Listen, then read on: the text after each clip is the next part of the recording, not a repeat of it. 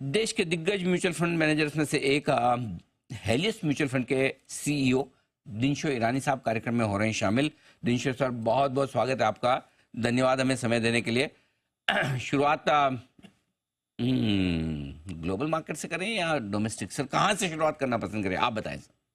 जी, पहले तो धन्यवाद आपका शो पर आमंत्रित करने के लिए। Thank you sir. और आपके दर्शकों को वेरी गुड मॉर्निंग।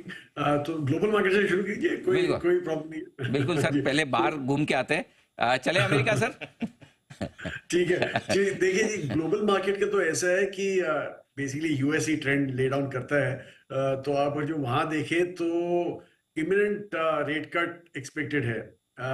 लेकिन ये जो रेट कट है वो बैक ऑफ बैड न्यूज के ऊपर है, क्योंकि अनएम्प्लॉयमेंट बढ़ रहा है, थोड़ा स्लो डाउन आ रहा है वहाँ इकोनॉमी में। तो ऐसा लग रहा है कि एक बार के लिए तो वहां पे एक नमी सी आ जाएगी शायद। आप ये रेट कट आए ना आए, मतलब रेट कट आएंगे भी तो, क्योंकि एक्चुअली देखा जाए तो मुझे नहीं लगता कि फेड एग्रेसिवली कट करेगा। वो कट करना चाहते हैं एग्रेसिवली, लेकिन आज की तारीख में जो दोनों प्रेसिडेंशियल कैंडिडेट्स हैं, जो दोनों बातें कर रहे हैं वो इन्फ्लेशनरी बातें कर रहे हैं। जैसे कि डोनाल्ड ट्रम्प जी तो बिल्कुल ही इन्फ्लेशनरी बातें कर रहे हैं कि आप पहले तो आप इमिग्रेंट्स को निकाल दीजिए जहाँ पे लेबर इन्फ्लेशन बढ़ जाएगा। दूसरा वो बोल रहे हैं कि मैं across the board tariff hike कर दूंगा और चाइना के ऊपर पेनल्टी लगाऊंगा टैरिफ्स की, इंपोर्ट की। तो वो भी इन्फ्लेशनरी है। और तीसरा जो दोनों बोल रहे हैं वो ये बोल रहे हैं कि इनकम टैक्स कम करेंगे ना। इनकम टैक्स कम करेंगे तो फंडिंग डेफिसिट ही होती है, और तो कोई सोर्स है नहीं उनका उसको फंड करने का। और दूसरा, जैसे इनकम टैक्स कम फंड करेंगे तो ऑब्वियसली कंजम्पशन बढ़ेगा, तो वो इन्फ्लेशनरी है। तो आई थिंक फेड को थोड़ा सावधानी से बरतना पड़ेगा ये रेट कट साइकिल। इसीलिए वो मुझे लगता है बड़े सावधानी से ही कट करेंगे, एग्रेसिव नहीं करेंगे। जिस एग्रेसिव चालू होगा तब शायद आपको दिखेगा कि बाजार में फिर से एक तरह से इंटरेस्ट आना चालू होगा। लेकिन हिस्ट्री आप देखें तो हिस्ट्री यही दिखाती है कि जैसे ही रेट कट साइकिल चालू होता है मार्केट में करेक्शन चालू हो जाता है। और ये पिछले, मैं 2000 से बात कर रहा हूँ, 3 साइकिल ऐसे आए थे और तीनों में आपने करेक्शन देखा था at the time of correction. So इतना कुछ ब्राइट नहीं लग रहा ग्लोबली आज की तारीख में। और ये जो कच्चा तेल सर घटा है $80 के नीचे 3 साल बाद आया है, खुशी मनाए या गम?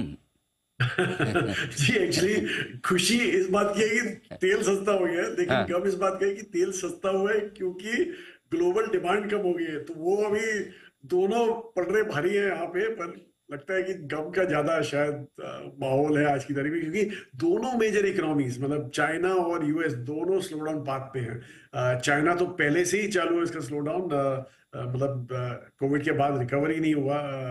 2 साल से उल्टा डाउन ही दिख रहा है वहां पे। तो दोनों इकोनॉमी आप सोचिए कि 1/4 ग्लोबल जीडीपी को अकाउंट करती है, तो दोनों अगर जो प्रेशर में रहे तो ऑब्वियसली प्रॉब्लम रहेगा इन टर्म्स ऑफ एक्सपोर्ट्स वगैरह। परफेक्ट। तो यानी कि बाहर से कोई अच्छी खबर है नहीं। दोनों सर ने बताया कि मामला ढीला ढाला, चाहे रेट कट हो चाहे कच्चा तेल नीचे आए। अब बताइए सर, अपने हाल क्या है? जी, अपने हाल एक्चुअली फॉर्चुनेटली काफी अच्छे लग रहे हैं। हाँ। लग रहे हैं इन द सेंस कि इंडिया का, बिकॉज जैसे मैंने बोला चाइना में बिल्कुल ही ढीलापन चालू है, तो उसके चलते इंडिया का वेट MSCI EM में पहली बारी शायद देखा होगा मैंने, जो चाइना को चैलेंज कर रहा है, मतलब ऑलरेडी क्रॉस हो गया है वहां से वेट हमारा। तो वो एक बहुत ही पॉजिटिव खबर है। इसलिए आप देख रहे हैं कि FI के फ्लोज अभी इंडिया में फिर से एक तरह से चालू हो गए हैं, जबकि काफी आई थिंक कॉशियस फ्लोज हैं, क्योंकि जैसे ही उनको कोई डील दिखती है मार्केट में, जैसे डिस्काउंट सेल्स जैसे हो रहे हैं, तो उसके तभी आते हैं वो लेने, और इसीलिए आपको पॉजिटिव फ्लोज दिख रहे हैं।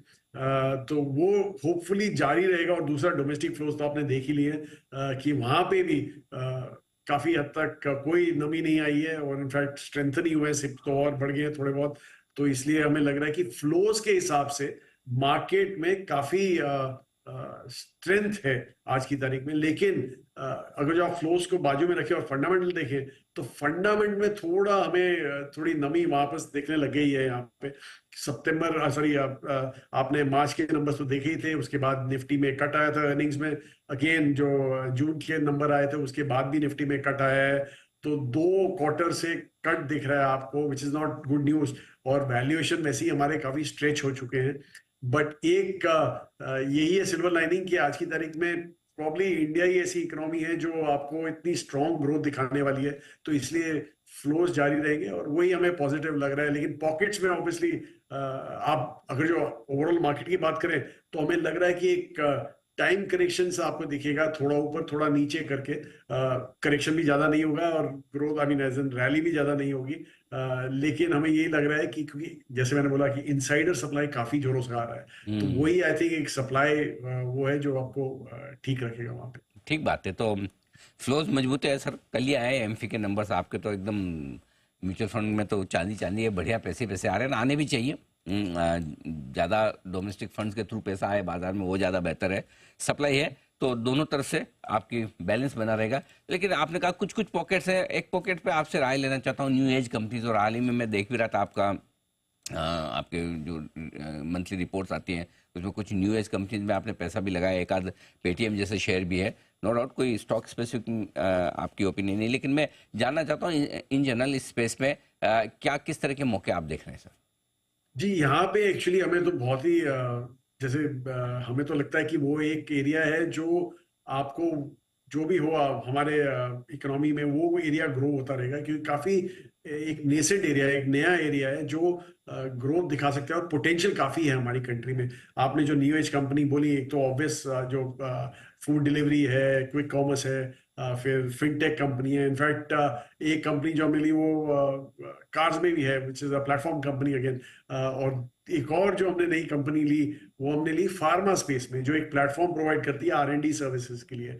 तो वैसी कंपनी, काफी नए नए मॉडल्स आ रहे हैं हमारे लिए और हमें काफी हद तक ये बड़ा इंटरेस्टिंग लगता है। D2C कंपनीज भी हैं हमारे पास। सो इसलिए हमें लग रहा है कि ये जो एरिया है वो एक ना ही ग्रोथ प्रोवाइड करेगा, पर ऑल्सो एक तरह से एक सेफ्टी एरिया है जहां पे आपको ग्रोथ दिखती रहेगी और इसलिए यू कैन एब्जॉर्ब। तो हमें तो काफी यहाँ पे बुलिश लग रहा है इस सेगमेंट में। आपने जो फिनटेक कंपनी कही जिसका नाम लिया, वो काफी हद तक हमने मतलब हमने जब एक रेगुलेटरी एक्शन आया था वहां पे, तो हमने हाथ नहीं लगाया था उस कंपनी को। हमने let it be, let it correct. और 2% वेट हमारा 1% हो गया था और उससे कम भी हो गया था इनफैक्ट बीच में तो।